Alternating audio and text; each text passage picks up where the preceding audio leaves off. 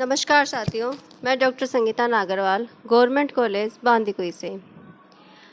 आज हम जिस विषय पर चर्चा करेंगे वो है त्रिपुरा अधिवेशन और सुभाष की समस्याएं और इन समस्याओं के कारण सुभाष बाबू ने कांग्रेस अध्यक्ष पद छोड़ा।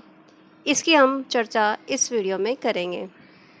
तो देखिए, हम पिछले वीडियो में बता चुके हैं कि हरिपुरा अधिवेशन में गांधी और कांग्रेस के नेताओं ने पूरे समर्थन से सुभाष बाबू को कांग्रेस अध्यक्ष पद पर चुना था।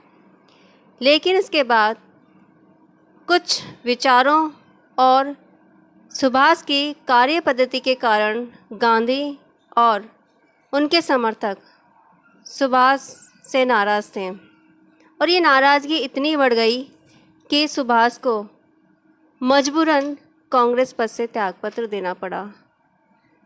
तो ऐसी कौन सी समस्याएं थी या दक्षिण पंथी क्यों इतनी बुरी तरह से नाराज़ थे कि सुभाष को कांग्रेस के अध्यक्ष पद से त्यागपत्र देना पड़ा।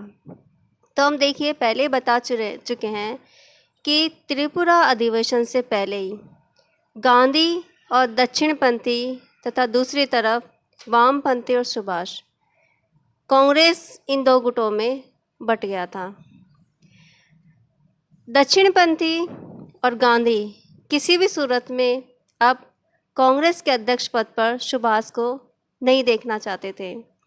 वो अपने समर्थक किसी व्यक्ति को कांग्रेस का अध्यक्ष पद देना चाहते थे। इधर सुभाष ये निश्चय कर चुके थे कि कांग्रेस पर ऐसे व्यक्ति को बैठाया जाए, कांग्रेस के अध्यक्ष पद पर ऐसे व्यक्ति का निर्वाचन हो जो किसी भी तरह की मांग के आगे नहीं झुके। उनको ऐसा कोई व्यक्ति नहीं मिला था और इसी कारण उन्होंने कांग्रेस के अध्यक्ष पद पर खुद ही बने रहना मुनासिब समझा। लेकिन दूसरी तरफ गांधी और दक्षिणपंथी नहीं चाहते थे कि सुभाष कांग्रेस के अध्यक्ष पद पर बने रहें। इसीलिए गांधी ने अपने समर्थक पट्टाभी सीतारामैया को कांग्रेस पद के लिए चुना। लेकिन दूसरी तरफ सुभाष बाबू कांग्रेस के अध्यक्ष पद पर बने रहना चाहते थे। अब समस्या ये थी कि कांग्रेस अध्यक्ष पद के दो दावेदार हो गए, एक सुभाष बाबू और दूसरे पट्टाभी सीतारामैया। क्योंकि पट्टाभी सीतारामैया को गांधी का समर्थन प्राप्त था, तो ये पूर्व निर्धारित सा था कि कांग्रेस अध्यक्ष पद के लिए पट्टाभी सीतारामैया की ही जीत होगी। लेकिन पहली बार कांग्रेस के अध्यक्ष पद के लिए चुनाव किया गया।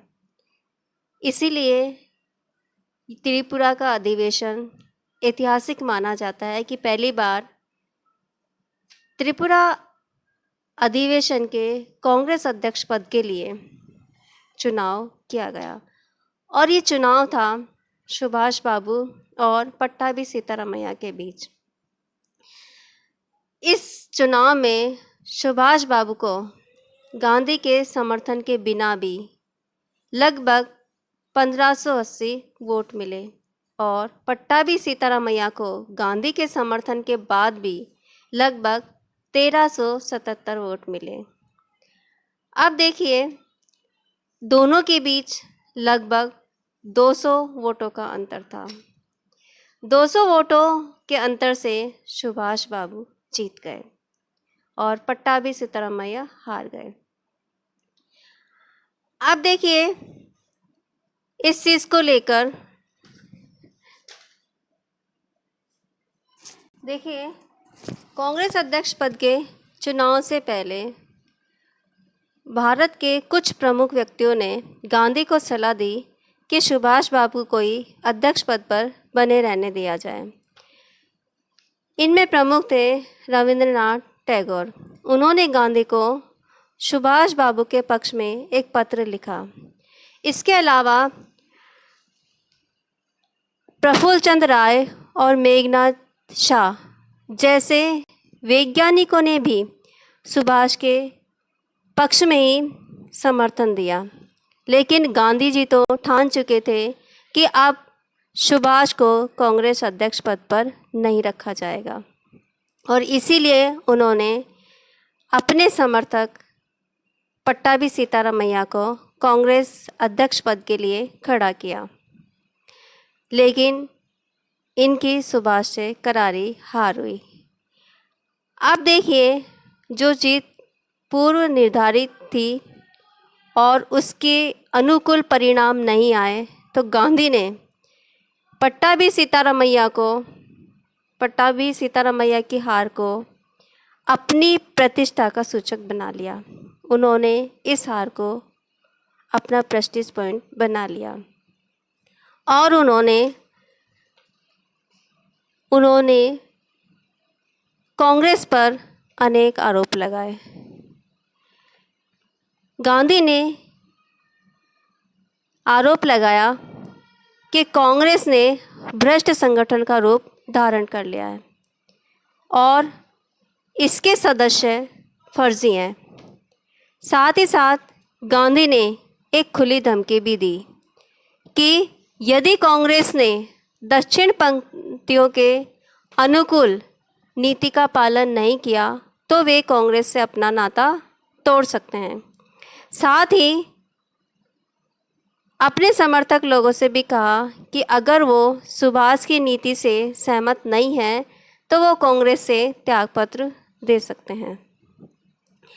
तो देखिए, कांग्रेस अध्यक्ष पद पर पुनः सुभाष बाबू निर्वाचित हो गए और ये बात दक्षिणपंथियों और गांधी को बिल्कुल पसंद नहीं आई, और इसीलिए दक्षिणपंथी, जिनमें जवाहरलाल नेहरू और सरदार पटेल भी थे, कुल मिलाकर इन 15 सदस्यों ने सुभाष के अध्यक्ष पद के विरोध में त्यागपत्र दे दिया। इसी स्थिति में 10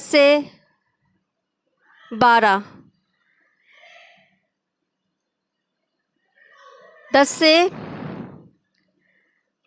आगे देखिए। अब देखिए, विवादों की इसी पृष्ठभूमि में 10 से 12 मार्च 1939 को कांग्रेस का त्रिपुरा अधिवेशन आयोजित किया गया। इस अधिवेशन में सुभाष ने अध्यक्षीय भाषण में दूरदर्शिता के साथ घोषित किया कि यूरोप में शीघ्र ही साम्राज्यवादी युद्ध आरंभ हो जाएगा और इस अवसर पर अंग्रेजों को 6 माह का अल्टीमेटम दे देना चाहिए।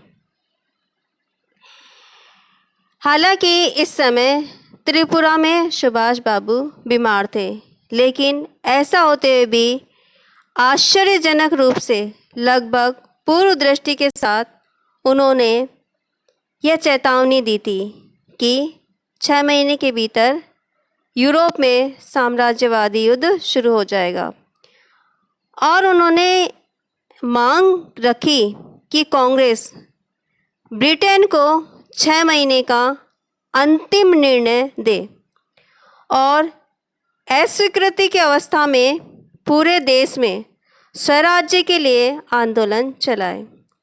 उनकी चेतावनी व सलाह पर ध्यान नहीं दिया गया। उनके इस प्रस्ताव का वर्किंग कमेटी के पूर्वकालीन सदस्यों ने विरोध किया। गांधी इस समय राजकोट में अनशन कर रहे थे, और हम पहले ही बता चुके हैं कि इस अधिवेशन के समय सुभाष बाबू भी बीमार थे। अब आगे देखिए, दक्षिणपंथी जो गांधी के समर्थक थे, उन्होंने इस स्थिति का लाभ उठाते हुए एक प्रस्ताव पास कराया कि कांग्रेस अध्यक्ष गांधी जी की इच्छानुसार वर्किंग कमेटी मनोनीत करे। अब गांधी के सामने ये एक बड़ी समस्या और यूँ कहो कि ये बहुत बड़ी चेतावनी थी कि वो या तो दक्षिणपंथियों की इच्छानुसार चलें और अगर नहीं चलें तो कांग्रेस के अध्यक्ष पद से त्यागपत्र दे दें। अब इन सब स्थितियों को देखकर सुभाष बाबू गांधी से मिले। वो चाहते थे कि गांधी से मिलकर इन समस्याओं का समाधान कर लिया जाए, लेकिन गांधी ने उनकी कोई बात नहीं सुनी। सुभाष बाबू ने अनुभव कर लिया कि अब स्थितियां उनके प्रतिकूल हैं। अब कांग्रेस के अध्यक्ष पद पर बने रहना बेमतलब है और इसीलिए उन्होंने संपूर्ण घटनाक्रम से दुखी होकर अप्रैल 1939 में कांग्रेस के अध्यक्ष पद से त्यागपत्र दे दिया। दक्षिणपंथी तो इसी अवसर की तलाश में थे और उनके त्यागपत्र देने के तुरंत बाद दक्षिणपंथियों ने अपने समर्थक डॉक्टर राजेंद्र प्रसाद को कांग्रेस का नया अध्यक्ष चुनकर कांग्रेस का नेतृत्व हथिया लिया। तो देखिए, ये था सुभाष के अध्यक्ष पद का निर्वाचन कि इतने बड़े विरोध के बावजूद भी उनकी ख्याति इतनी ज़्यादा थी कि गांधी के जो उस समय के महानायक समझे जाते थे, उनके समर्थन के बिना भी सुभाष ने कांग्रेस के अध्यक्ष पद का चुनाव जीत लिया। लेकिन अध्यक्ष पद का चुनाव जीतने के बाद भी वो कांग्रेस के नेताओं का समर्थन नहीं पा सके। कांग्रेस के दक्षिणपंथी नेताओं ने पग पग पर उनके लिए बाधाएं खड़ी कर दी। उन्होंने सुभाष को पूरी तरह से असहयोग किया। असहयोग करते हुए ही उन्होंने सुभाष के विरोध में त्यागपत्र दे दिया और वो सुभाष को अध्यक्ष पद पर नहीं देखना चाहते थे। तो समर्थन मिलने के बाद भी सारी स्थितियों से दुखी होकर अंत में सुभाष ने यही निर्णय लिया कि अब उनका कांग्रेस के अध्यक्ष पद पर बने रहना अनुचित है और इसीलिए उन्होंने कांग्रेस के अध्यक्ष पद से त्यागपत्र दे दिया। इसके बाद सुभाष बाबू ने क्या किया, इसकी चर्चा हम अगले वीडियो में करेंगे। नमस्कार, थैंक यू।